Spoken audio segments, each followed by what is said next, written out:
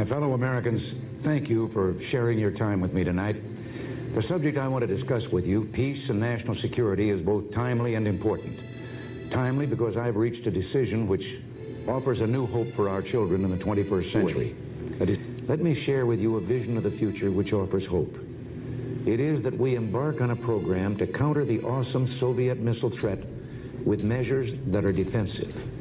Let us turn to the very strengths in technology that spawned our great industrial base and that have given us the quality of life we enjoy today.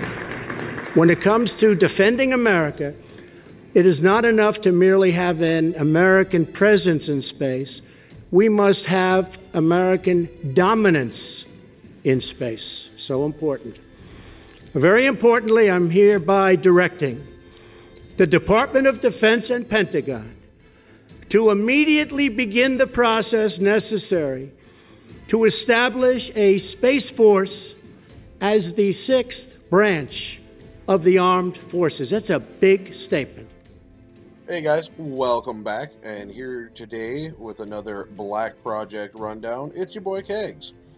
Before we get started today, don't forget, once again, like, subscribe, and hit that noti bell. Helps us out a ton. We appreciate the shit out of it, and that's the only cuss you're getting out of me this time. We are going to cover the Strategic Defense Initiative that was initiated in 1983, commonly referred to as Project Star Wars, and it was a groundbreaking U.S. missile defense concept developed under President Ronald Reagan. Its ambitious goal was to construct a space-based shield capable of intercepting and neutralizing incoming Soviet intercontinental ballistic missiles, or ICBMs, using ground-based lasers, satellites, and advanced particle beam technology. Although SDI was never fully realized, its technological aspirations laid the foundation for current missile defense systems.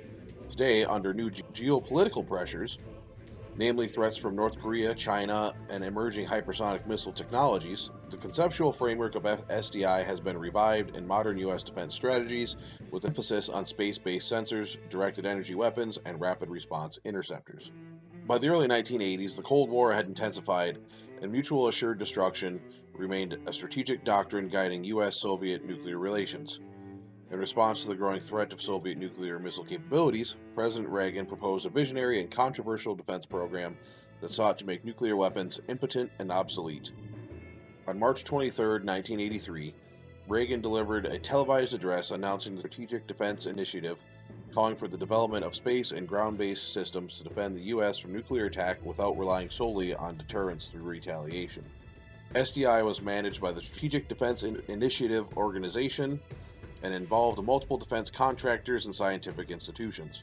The initiative explored several futuristic technologies such as space-based kinetic kill vehicles, or KKVs, smart rocks capable of physically intercepting missiles, directed energy weapons, high-energy lasers mounted on satellites and aircraft, and sometimes Navy vessels, neutral particle beam weapons to disrupt missile electronics, space surveillance and targeting satellites to detect and track ICBM launches in real time, and ground-based interceptors with guidance from space assets.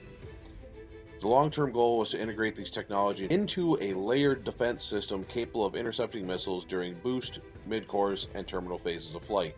Despite its grand vision, SDI faced immense scientific and engineering challenges. Technologies like space-based lasers and particle beams required power levels and targeting precision far beyond what was feasible at the time. These challenges included power generation and storage from space, thermal dissipation for high-energy weapons, orbital deployment logistics and costs, and then precision tracking and targeting in near-Earth orbit. These limitations led many physicists and defense experts to view SDI as aspirational rather than achievable in the short term. SDI faced substantial opposition both domestically and internationally. Critics argued it would destabilize mutually assured destruction, prompting adversaries to build more missiles or develop countermeasures. Allies feared an arms race in space, and the cost estimates exceeded $200 billion, straining budget priorities. Following the collapse of the Soviet Union and easing of nuclear tensions, SDI was gradually scaled back. In 1993, President Bill Clinton officially terminated SDI, replacing it with the more limited Ballistic Missile Defense Organization. While SDI was never fully implemented, its research significantly advanced multiple technologies now central to modern defense systems: ground-based mid-course defense, or the U.S. Homeland Missile Defense, Aegis Ballistic Missile Defense Systems, which is a Navy platform capable of intercepting short to intermediate range missiles.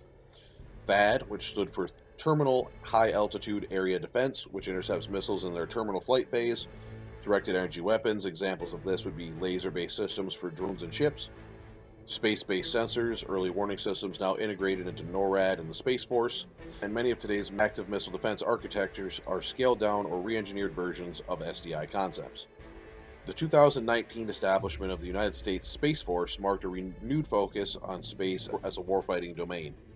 Space-based missile defense is now actively integrated into strategic planning, with key parallels to the SDI vision. We now have space-based infrared systems and next-gen overhead persistent infrared to detect and track missile launches globally. The hypersonic and ballistic tracking space sensor, led by Missile Defense Agency, counter hypersonic missile threats using space-based detection systems. Modern directed energy research is supported by DARPA, the Space Development Agency, and commercial partners, with renewed interest in airborne lasers and microwave weapons. The National Defense Strategy, under successive administrations, has emphasized layered missile defense that incorporates space, cyber, and kinetic elements. Recent advancements in missile technology by adversarial states have prompted a strategic reassessment. China and Russia have tested hypersonic glide vehicles capable of maneuvering unpredictably. North Korea's ICBM developments present a credible threat to the U.S. mainland. Iran's missile proliferation threatens U.S. allies in the Middle East. These developments have led the Department of Defense to accelerate investment in interceptor capabilities and space-based defenses, echoing SDI's original intent of a proactive defense rather than reactive. Project Star Wars was a bold vision of the future at a time of high geopolitical tension. Though it failed to materialize in its original form, its impact on defense innovation is undeniable. The core principles of SDI, early detection, rapid interception, layered defense, and space-based security, are not only still relevant, but are now being actively implemented with greater technological viability.